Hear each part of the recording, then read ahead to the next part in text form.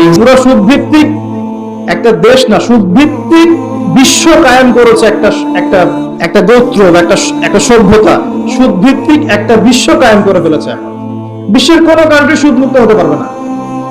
বিশ্বের কোনো কান্ট্রি 100% এখন সুদ মুক্ত হতে পারবেই না, যদি সে ওয়ার্ল্ড ব্যাংকের দ্বারস্থ হয় আর IMF এর দ্বারস্থ হয়। যদি কেউ ওয়ার্ল্ড ব্যাংক IMF এর দ্বারস্থ হয়, সে সুদ মুক্ত থাকতেই পারবে না। শ্রীলঙ্কা দেউলিয়া হয়ে গেল কেন? কেন? One of the most important কারণ হচ্ছে রিবা। আমরা তো বলছি এখানে করাপশন ইত্যাদি, ওই মেগা প্রজেক্ট হাবিজাবি, এগুলো পরে। এর চেয়ে বড় কারণ হচ্ছে রিবা বা সুদ। এটা মানুষের রক্ত এবং শ্রম আর যে অর্থ সম্পদ চুষে নিয়ে ফেলবে একেবারে।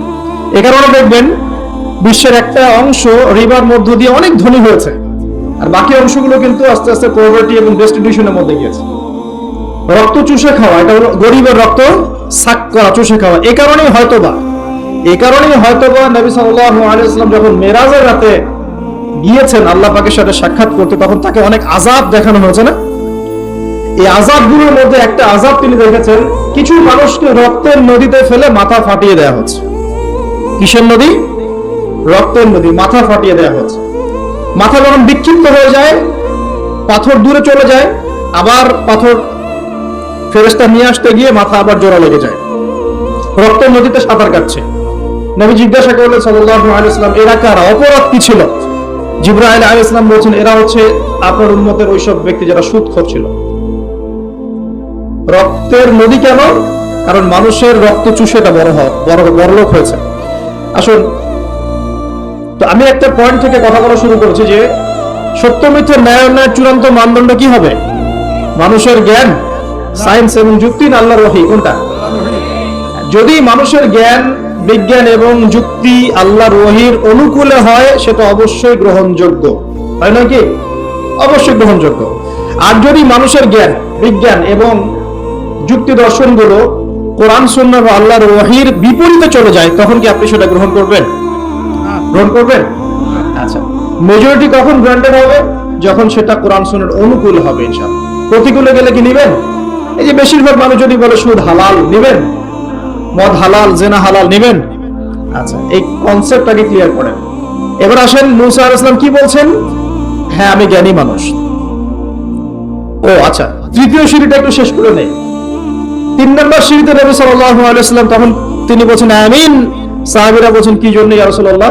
তিনি বলছেন জিবরাইল আলাইহিস সালাম এসেছেন আমার কাছে, এসে বলছেন সেই ব্যক্তি ধ্বংস হোক, সেই ব্যক্তি ধ্বংস হোক যার সামনে আমার নাম উচ্চারিত হয়েছে মুহাম্মদ সাল্লাল্লাহু আলাইহি ওয়াসাল্লাম, কিন্তু নাম শুনে সে দরুদ পাঠ করে নাই। এই 3 শ্রেণীর মানুষ কি হবে? ধ্বংস। এই জন্য আমি বলেছিলাম যে নবী সাল্লাল্লাহু আলাইহি ওয়াসাল্লামের নাম আসলেই পড়বেন কি সাল্লাল্লাহু আলাইহি ওয়াসাল্লাম। 10টা নেকি হবে, আল্লাহ 10 বার রহম করবেন, 10টা গুনাহ মাফ হবে ইনশাআল্লাহ। আপনি ধ্বংসপ্রাপ্তদের অন্তর্ভুক্ত হবেন না, আল্লাহর নবীর অভিশাপ আপনার উপরে থাকবে না ইনশাআল্লাহ তাআলা। একটা ছোট্ট কথা বলে সামনে যাই। যে নবীর নাম শুনে দরুদ পাঠ না করলেই অভিশপ্ত হতে হচ্ছে, যে নবীর নাম শুনে দরুদ পাঠ না করলেই অভিশপ্ত হতে হচ্ছে, সেই নবীর সুন্নতের খেলাফ জীবন যাপন করলে নিশ্চয়ই পুরস্কৃত হতে হবে। তাহলে কি হবে? সেই নবীর সুন্নাত, আদর্শ, ব্যক্তি, পরিবার, সমাজ, এই জীবনে যদি আমরা প্রতিষ্ঠা না করতে পারি, তাহলে নিশ্চয়ই আমরা পুরস্কৃত হব নাকি? হব? নবীর নাম শুনে দরুদ না পড়লেই সে অভিশপ্ত হচ্ছে, ধ্বংস হোক সে ব্যক্তি। যে ব্যক্তির সামনে নবীর নাম উচ্চারিত হলো, দরুদ পাঠ করলো না, ধ্বংস হোক। মানে নবী বলছেন আমিন, তার মানে নবী সাল্লাল্লাহু আলাইহি ওয়াসাল্লাম বদদুয়া করলেন, তাই নয় কি? নবীজি কি করলেন? এখানে বদদুয়া করলেন, সে ধ্বংস হোক। যেমন নবীজি ওই যে রিবা সাথে সম্পৃক্ত ব্যক্তিরা আল্লাহ এবং তার রাসূলের সাথে যুদ্ধ করে না? কোরআনে আছে, রিবা যদি তুমি না ছাড়ো, এর উপর অটল থাকো, তাহলে সে যেন আল্লাহ এবং তার রাসূলের সাথে যুদ্ধের ঘোষণা করলো। এটাকে অভিশাপ নয় কি? নবীর অভিশাপ নিয়ে চললে সারা জীবনে কি কল্যাণ এবং কামিয়াবি আসবে? নবীর নাম শুনে দরুদ না পড়লেই যদি এই শাস্তি হয়, তাহলে নিঃসন্দেহে সারা জীবন নবীর আদর্শের খেলাফ চললে কখনো শান্তি পাওয়া যাবে না। সিম্পল কথা, কি বুঝতে কঠিন মনে হচ্ছে? আচ্ছা, এবার এখানে চলে আসেন। মুসা আলাইহিস সালাম বলছেন হ্যাঁ আমি জ্ঞানী মানুষ। আল্লাহ পাক ধরলেন না, তুমি সবচেয়ে বেশি জ্ঞানী মানুষ নও, মুসা আলাইহিস সালামের উপরে কি নাযিল হয়েছিল? তাওরাত। আল্লাহ পাক তার সাথে কথা বলেন নাই? বলেছিলেন? তুর পাহাড়ে তিনি আগুন দেখেছিলেন, আল্লাহ পাক কথা বলেছিলেন না? কালিমুল্লাহ বলা হয়। মুসা আলাইহিস সালামকে বিশাল একটা গোত্রের দায়িত্ব দেওয়া হয়েছিল, বনি ইসরাইল। এবং কোরআন খুললে আপনি প্রত্যেকটা জায়গায় দেখবেন মুসা আর ফেরাউন, মুসা আর ফেরাউন, তাই নয় কি? এত বড় একজন জলিল এবং কাদের নবী, আল্লাহ পাক তাকে বলছেন না তুমি সবচেয়ে জ্ঞানী মানুষ নও। তিনি প্রশ্ন করছেন তাহলে কে সেই জ্ঞানী মানুষ?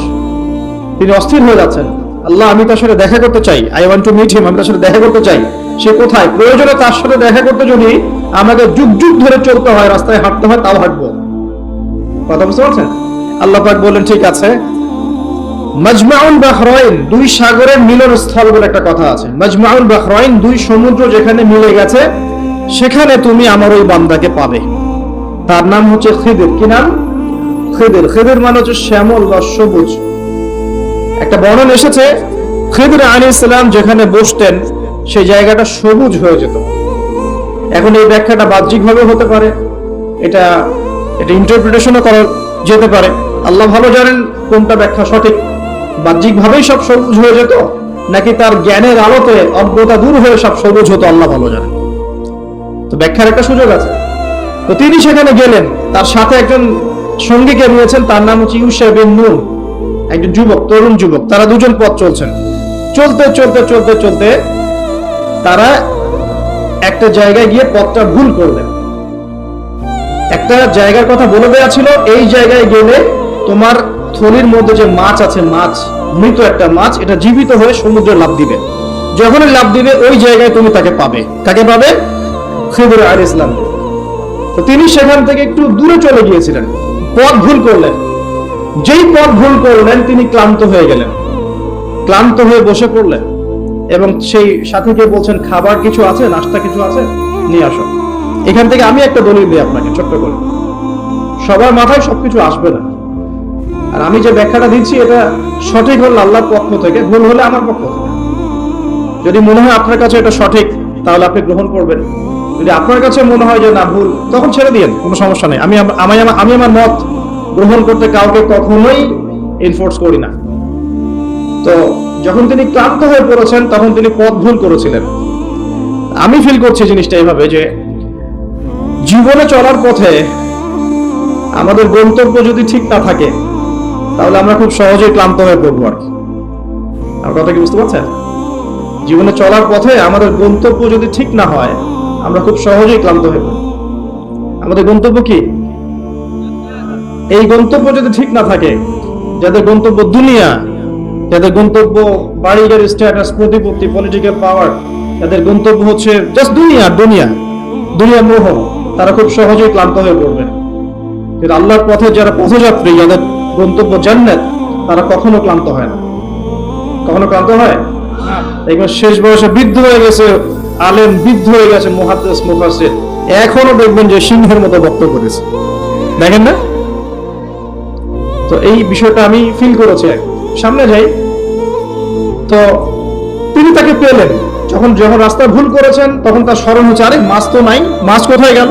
তখন ইউশা বিন নুন বলছেন মাছ তো আগেই লাফ দিয়ে নদীতে সমুদ্রে চলে গেছে। তখন তিনি বলছেন ওইটাই তো সেই জায়গা ছিল যেখানে তাকে পাওয়া যাবে, চলো। আবার তিনি ব্যাক করে সঠিক জায়গায় আসলেন। এবার তার গায়ে অনেক শক্তি। সঠিক জায়গায় এসে দেখলেন হ্যাঁ, একটা পাথরের উপরে, সাখরা বলে, পাথর খন্ড, এর উপরে খিদির আলাইহিস সালাম বসে আছেন। কে বসে আছেন? খিদির আলাইহিস সালাম। এবং তিনি তাকে সালাম দিলেন, আসসালামু আলাইকুম ওয়া রাহমাতুল্লাহ। তো খিদির আলাইহিস সালাম বলছেন ওয়া আলাইকুম আসসালাম ওয়া রাহমাতুল্লাহ। এই জনমানব শূন্য জায়গায় সালাম কোত্থেকে আসলো?